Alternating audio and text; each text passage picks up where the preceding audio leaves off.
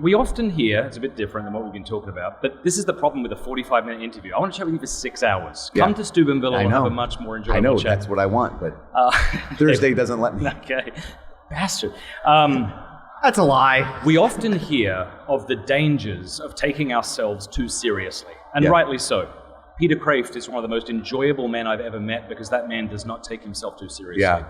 But we don't often talk about the dangers of not taking ourselves seriously enough. And here's what I mean. I was just down in Australia, was invited there to go give some talks. And it occurred to me, I should not say I'm going to Sydney to give talks. I should say I've been invited by the bishop to proclaim the gospel in Sydney. Right. And that is what I did, and that's what I began to say. But there was something in me that wanted to retreat from that. Oh, no, don't think you're too special. Yeah. I had a cigar with a priest the other day, and we were talking about this, and he said, and you may have heard this, and I'm sure you know that priests say this, yeah, I'm no Father Mike Schmitz. But he realized that was the wrong way to think. And it's like, so talk to us about why we should take ourselves more seriously. And that means how we dress. You'll see these fellas or Sheilas walking in with pajama pants. This is not acceptable. Don't do that. Or just the way they think about themselves in salvation history. Why is it that it's like almost like I put myself down because I'm either trying to be humble or I actually don't really believe that God has called me to anything great, and I really shouldn't talk like that. Yeah. But I think that's a lack of humility somehow. Oh, totally is. I mean, well, I think both are a lack of humility. I think both taking yourself too seriously or taking yourself not seriously enough, both of those are a lack of humility, because what is humility? Humility is simply being willing to tell the truth. And so I want to go to the first thing of taking myself too seriously. There is an aspect where I was thinking about this even in getting ready for this conference. I'm like, man, I remember when I first conference, like I showed up all goofy and like I would do goofy stuff. I do a cartwheel because it's like, that's why I feel like doing a cartwheel. The students were like, Father, I do a cartwheel. I'm like, okay, no problem. And now if someone were to say that, I'd be like, I can't do a cartwheel. I have the #1 podcast on Apple. For at least 2 days. We'll do a cartwheel together after this. We'll see whose is better. I can only do a round off, or else I'll tear my hamstring. Then let's not worry about it. Continue. Okay, but so that's the first part. Is I realized that there's an aspect of just a willingness, like you mentioned, Dr. Peter Kraft, right? This willingness to not take yourself so seriously and just enjoy whatever that. I don't know what is it. I mean, I still enjoy life, but there's that. There can be a preoccupation with what other people think, which is vanity, right? The vanity is the inordinate preoccupation with what other people think. So I ought to be aware of what other people think. That's having emotional intelligence. That's being kind to people.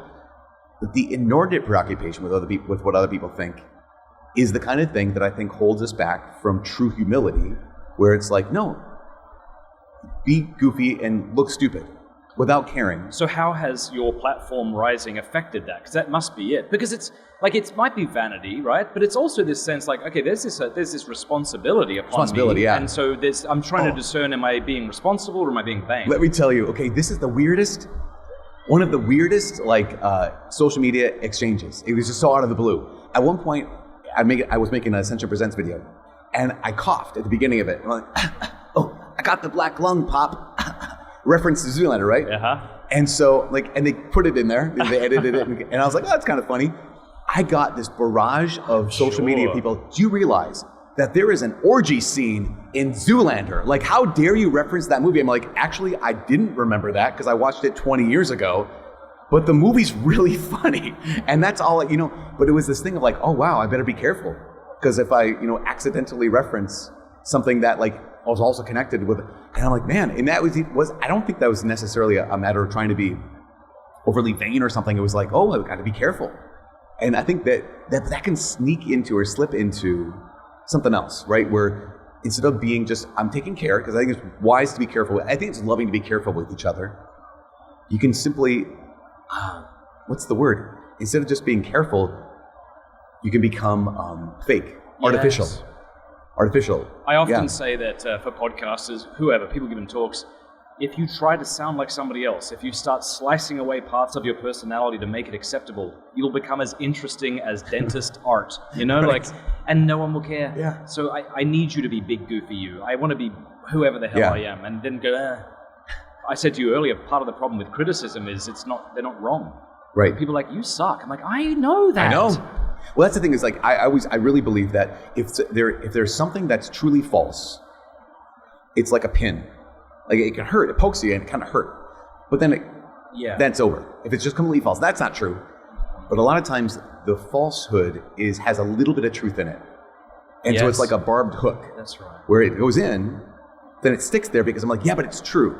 Yeah, and that's when you need a spiritual director. Yeah, right. Only part of it's true. The whole thing isn't true. Especially some of those self-accusations and some of those self-condemnations, or other people saying something like, you're a big idiot. Like, yeah, you're not wrong. But you are rude. Right. Yeah. Exactly. That, I noticed this with your show, is I think that our conversations that we used to have, like, in between at conferences and stuff, more and more, I think I don't know if this is, correct me if I'm wrong. Yeah. You intentionally bring that behind stage to your show. In the sense of, like, you would say stuff like, I don't even know, like, why should we read the Bible? Like, you didn't say that, but I'm just saying it as an example. And then you'll bring that to your show, like, here's something I'm wrestling with. As opposed to saying, okay, here's my answer for why we should read the Bible. Yeah. And there's something that... I don't intentionally do that, but I hope that I do that. Well, I thought you were like, intentionally strive to be, I don't want to be artificial. We need to be careful, but I don't want to be artificial. So I'm going to strive to be more genuine, even if that means saying something that, like, no. I imagine that comedians feel how I sometimes feel after a podcast, like just like, shame. I shared too much. I shouldn't have said that. I feel like, but what's the alternative? That you're going to be so careful that you'll be plastic?